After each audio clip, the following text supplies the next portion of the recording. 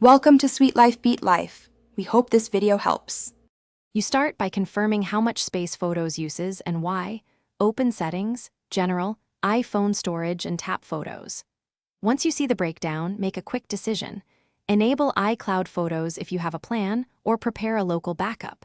You should copy irreplaceable images to a Mac or external drive now. This protects memories before you delete. Make sure you have Wi-Fi for uploads, and check that your device is plugged in if the backup is large. Now you focus on the biggest space hogs: videos, bursts, and panoramas. Open Photos, go to Albums, then Media Types to find them. You delete low-value items first, duplicates, blurred shots, and redundant bursts. Once done, empty recently deleted to immediately reclaim space.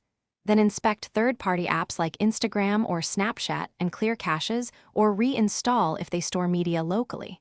If you use a cleaner app, verify reviews and permissions before letting it remove files.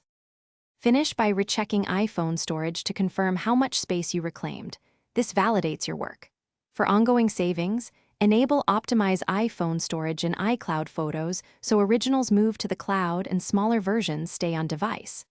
If freed space doesn't appear, restart the iPhone first, then wait a few minutes. If problems persist, toggle iCloud Photos off and on to reindex the library. Make sure you have a backup before toggling, because that step can... Thanks for watching. Consider subscribing if we helped you.